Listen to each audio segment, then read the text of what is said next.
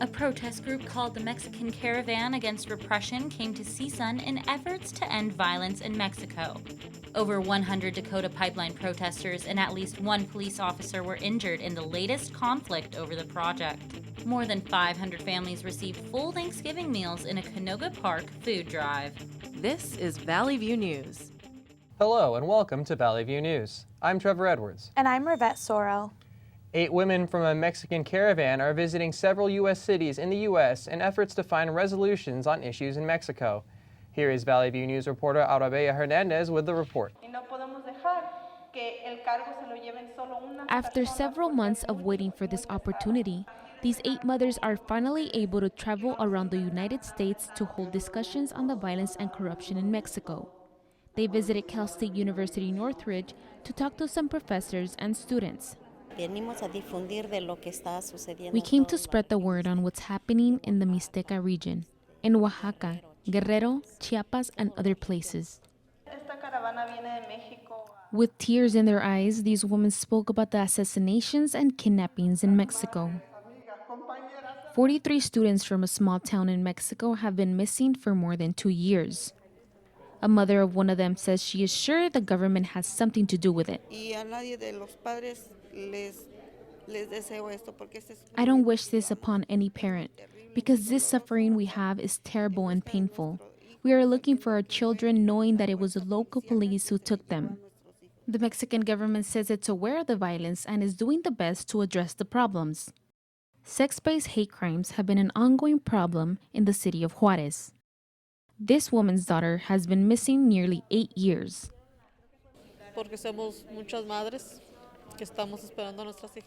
We are a lot of mothers waiting for our daughters, a lot of mothers that have pressured the ones responsible, and they have kept a lot of us quiet. We have fear, but we are still in the battle. CSUN students were touched by the heartfelt stories and expressed their eagerness to help in any way they could. Some of them gave donations to fund the caravan's trips to other cities. A book about the 43 missing students from Ayotzinapa was also raffled. The Mexican Caravan is visiting several universities like this one and other places in the U.S. in efforts to find justice and solidarity for their communities. In Northridge, Arabella Hernandez, Valley View News. About 150 protesters and at least one police officer were injured in a clash at the Dakota Access Pipeline. Protesters say that the confrontation began when they tried to remove a roadblock on a bridge north of their protest camp. Officers responded with tear gas, cold water, and rubber bullets. Mandan County Mayor Tim Helbling says it's not just a local problem in North Dakota. North Dakota problem, a Morton County problem, a Mandan, a Bismarck problem. This is a federal problem. The protest against the project has been going on for months by the Standing Rock Sioux and their supporters. The Native American reservation lies near the pipeline. The tribe says a leak could contaminate their drinking water. 4 police officers were shot on the same day in separate incidents around the U.S. One officer was killed and others were wounded. Authorities are calling 2 of the shootings targeted attacks. An officer in Gladstone, Missouri was shot after a foot chase that ended in a shootout. He was wounded and is expected to live. One officer in Sanibel, Florida was shot and wounded in a drive-by which was stopped at the side of the road. And 2 officers were shot in what authorities are calling ambushes. One was a San Antonio, Texas officer who was shot and killed outside the city's police headquarters. The other was a 20-year veteran of the St. Louis Police Department. The city's mayor, Francis Slay, says the veteran was ambushed because he was a police officer. This tells you how dangerous of a job it is and tells you how much we have to appreciate our police officers. We have to understand the difficulties that they go through, the sacrifices that they undertake to protect us and to protect our neighborhoods. The St. Louis and Gladstone suspects were killed in shootouts with the police. The suspect in Sanibel, Florida was taken into custody after a shootout. Police have arrested the San Antonio alleged suspect. Northridge has the most dangerous intersections in California. Valley View News reporter Celine Zavala spoke with police and accident victims in the San Fernando Valley. It's hard to avoid driving while living in Los Angeles, but one thing that drivers don't think about is their chance of getting in an accident. It's now more dangerous to cross an intersection in Los Angeles than any other city in California. Data collected by the statewide integrated traffic record system identifies the most dangerous intersections in California.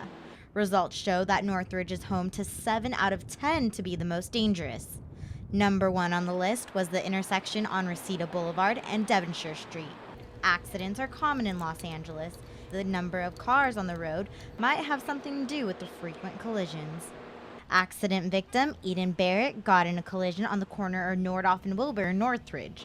The other party her car collided with was rushed to the hospital. Eden says she thinks accidents happen because of the drivers and not the LA congestion. I think it's just bad driving, like not following the rules of the road. Sergeant Willingham of the Valley Traffic Division, who did not want to be on camera, says he's not surprised Northridge is on top of the list. From time to time, sometimes there's minor injuries, sometimes there's no injuries. Oftentimes it becomes severe or fatal. Last year, California had 7,294 crashes with 57 fatalities. The 2016 data will be released early next year. In Northridge, Celine Zavala, Valley View News. The death toll has risen to 146 from India's worst train accident in years.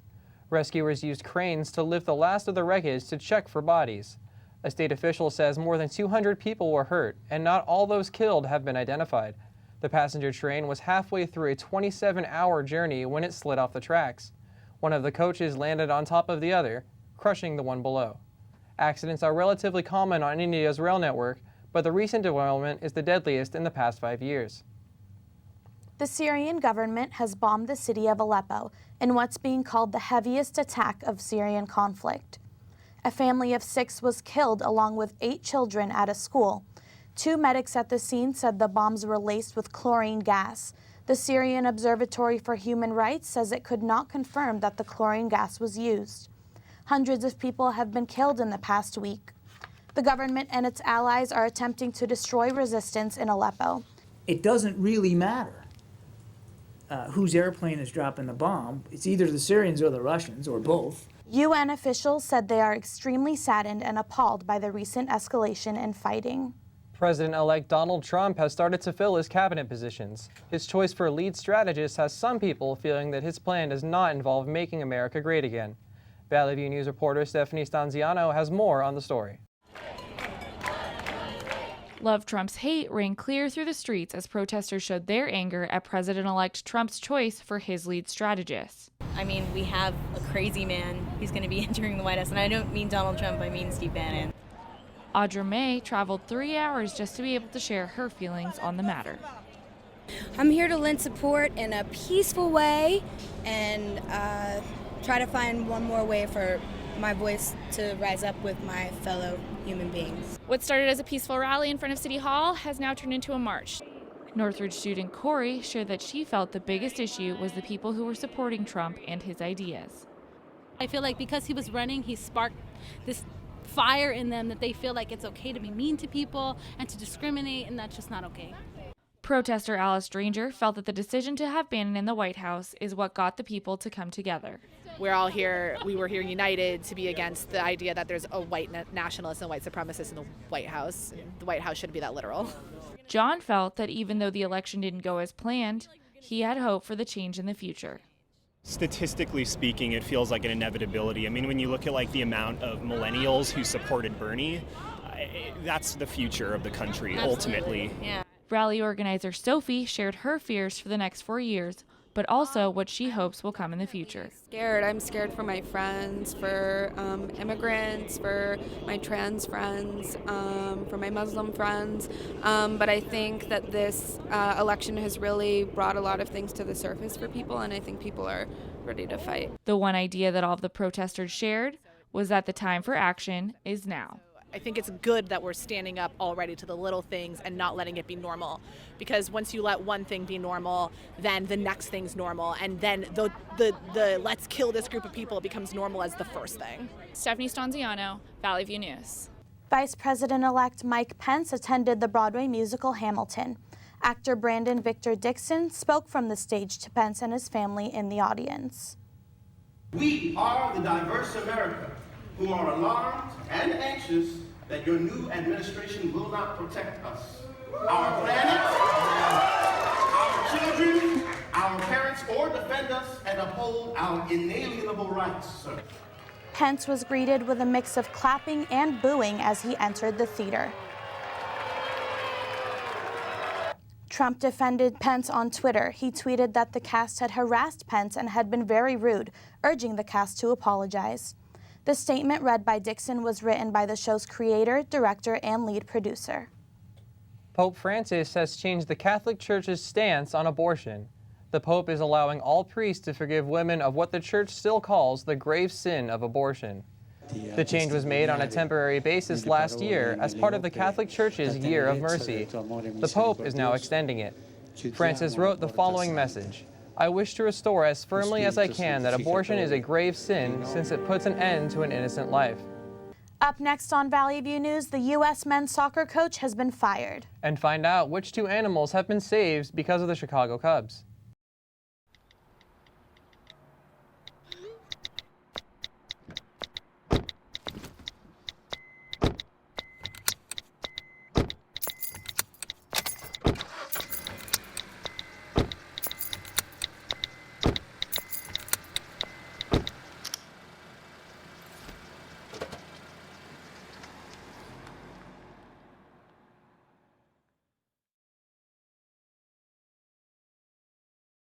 Okay, so we drowned the fire, stirred it, drowned it again, and now just feel if it's cold.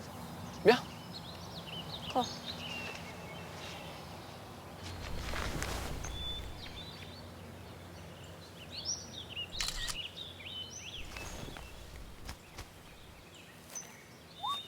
Smokey just gave me a bear hug. I know. I already posted it.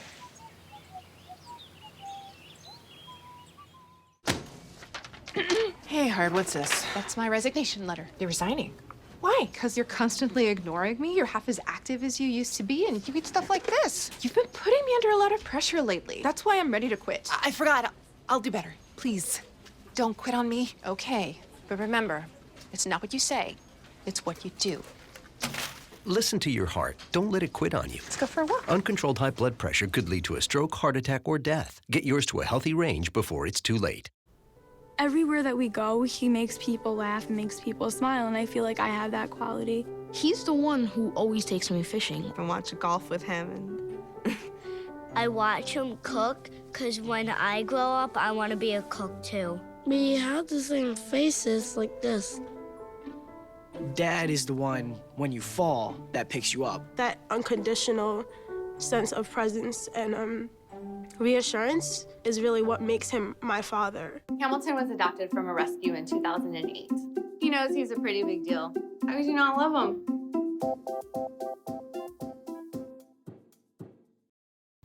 Now let's go to Arabella Hernandez with the latest in sports. Thank you. CSUN's women's volleyball team beat UC Riverside Friday night in 4 sets, but it was a tough match. In the first set, the Matadors led, but UCR made a comeback and won by 2 points. CSUN swept the second set 25-17. UCR made some hitting errors that helped the Matadors win third set 25-19. UCR held a steady lead in the fourth set before CSUN cut that lead short and won 25-20. Jurgen Klinsmann has been fired as head coach of the United States men's soccer team. Klinsmann had been head coach for the U.S. since 2011. He has been criticized by fans for making poor tactical decisions in matches. 2 defeats in a row against Mexico and Costa Rica further weakened Klinsmann as coach. Reports say the Los Angeles Galaxy head coach Bruce Arena is likely to take the job. The U.S. sits at the bottom of their regional CONCACAF group with 8 games to play. The top 3 teams in a group qualify for the 2018 World Cup. The U.S. women's soccer team went on 60 Minutes to talk about the pay gap between men and women's teams. The women's team filed a complaint earlier this year with the Equal Employment Opportunity Commission. The women say U.S. soccer is in violation of the Equal Pay Act. The team also says it's planning to go on strike if a contract isn't renegotiated to fit their terms. Team member Carly Lloyd says the women on the team are treated like second-class citizens. The women's team has won 3 World Cups and 4 Olympic gold medals. The head football coach at the University of Texas at Austin could lose his job. There is a talk that Charlie Strong might be fired because the team has played poorly. The Texas athletic director addressed the rumor, saying that Coach Strong's work will be evaluated after the regular season. The team lost its last game against Kansas in overtime. The loss was an upset and the first time that Texas lost to Kansas in 75 years.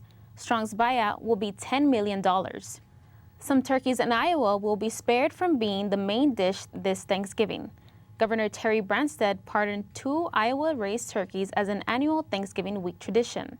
The 2 turkeys were named after Chris Bryant and Anthony Rizzo of the World Series champion Chicago Cubs. Do hereby proclaim Rizzo the turkey and Bryant the turkey free from the harm of the carving knives and gravy for this Thanksgiving Day.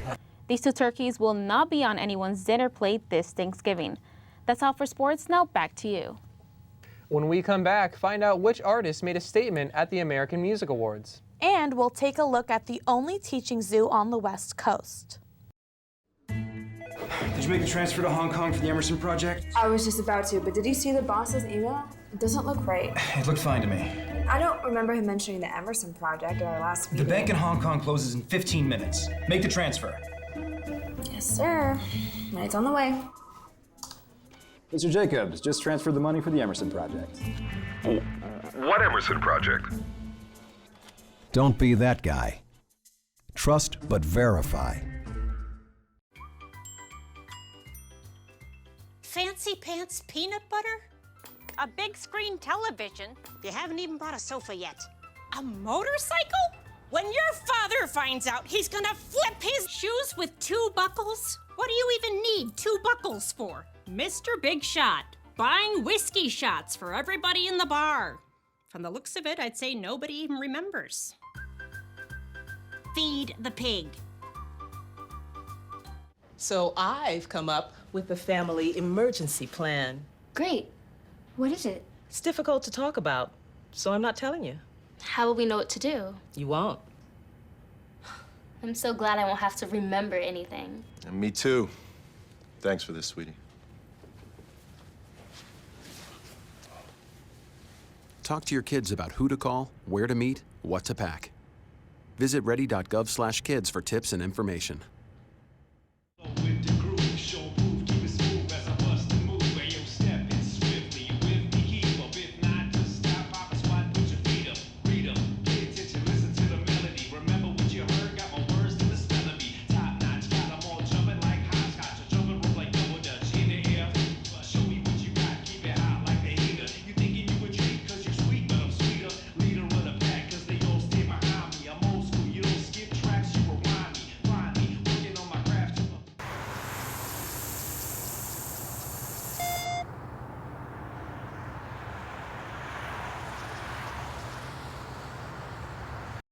Let's go to Katerina Chrysofis with the news on entertainment and lifestyle. Thanks, Trevor.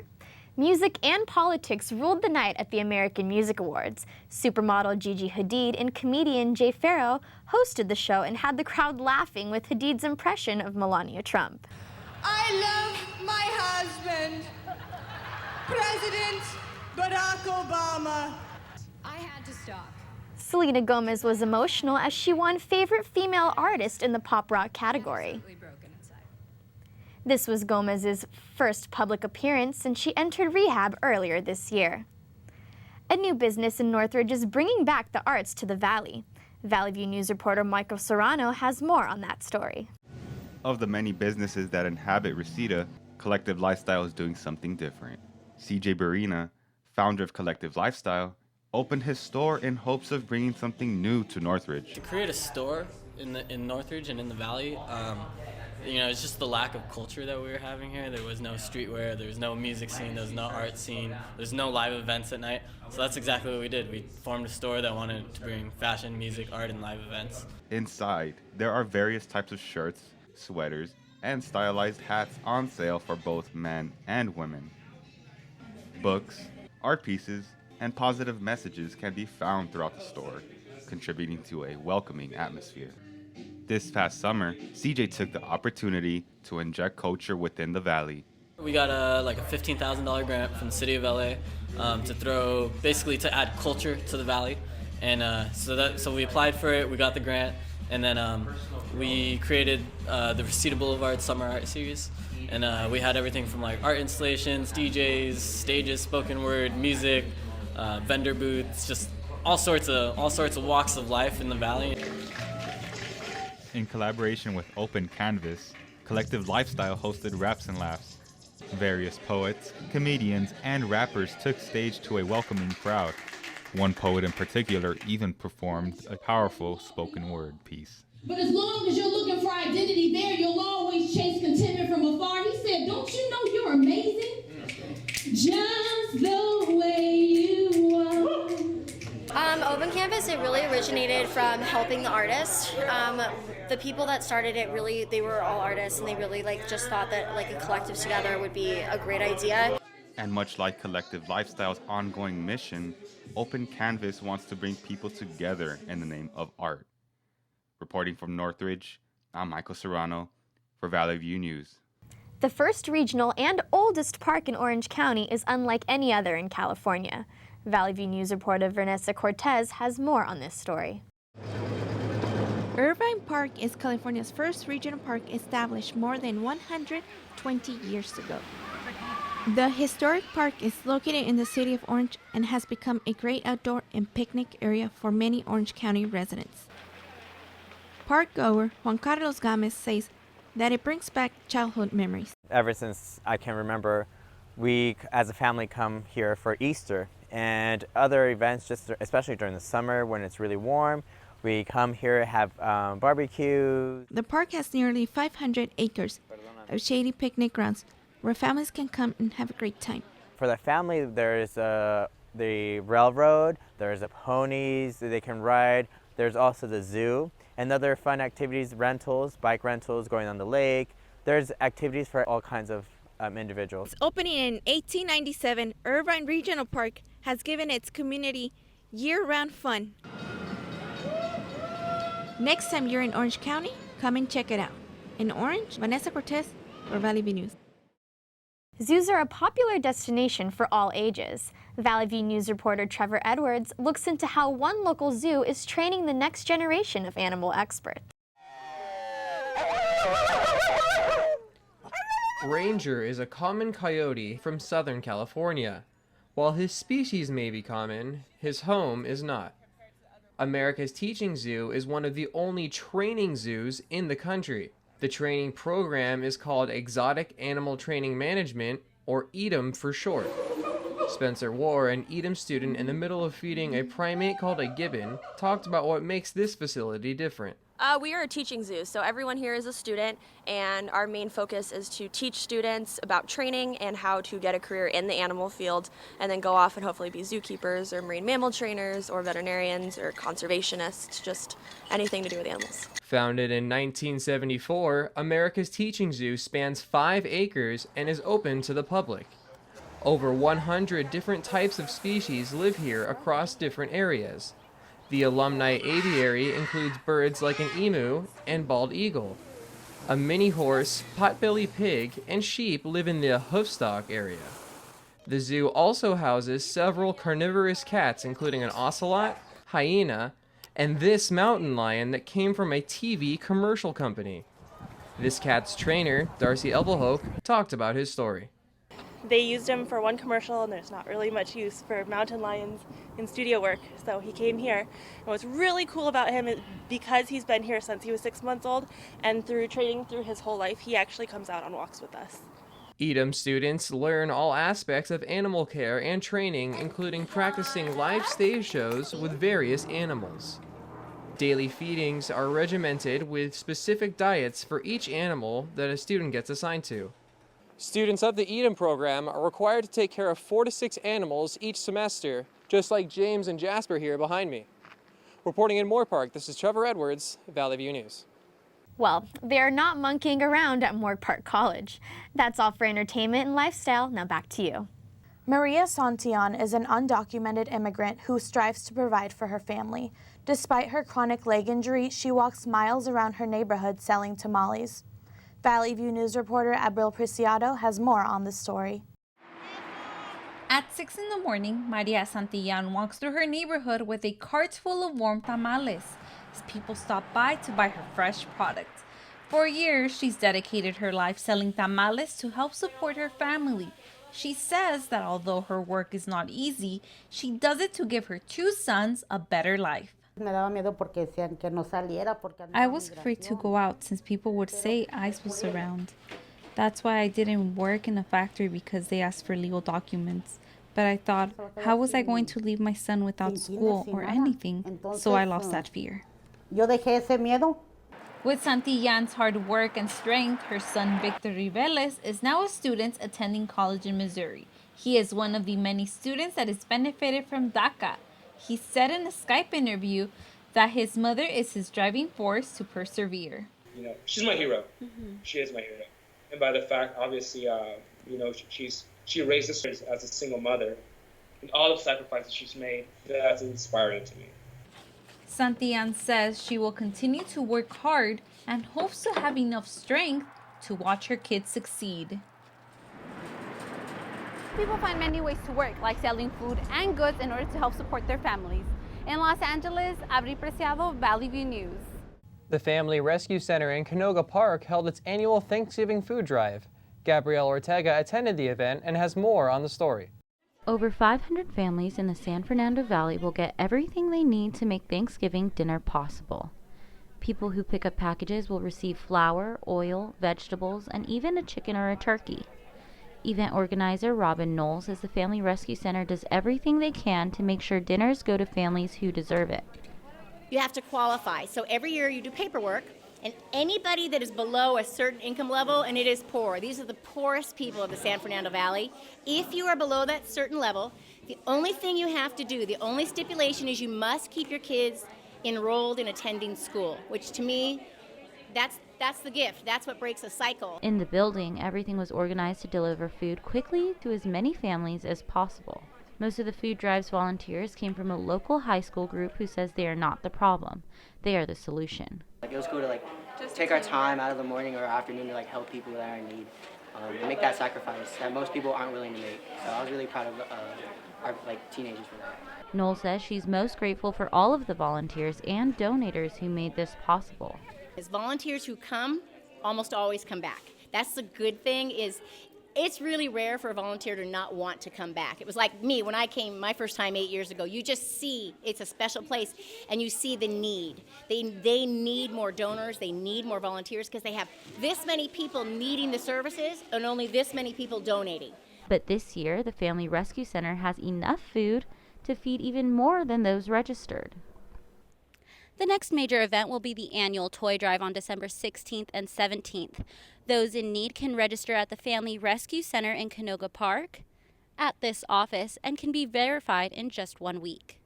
In Canoga Park, I'm Gabrielle Ortega with Valley View News. Thank you for watching Valley View News. I'm Rivette Soro. And I'm Trevor Edwards. We'll see you next time.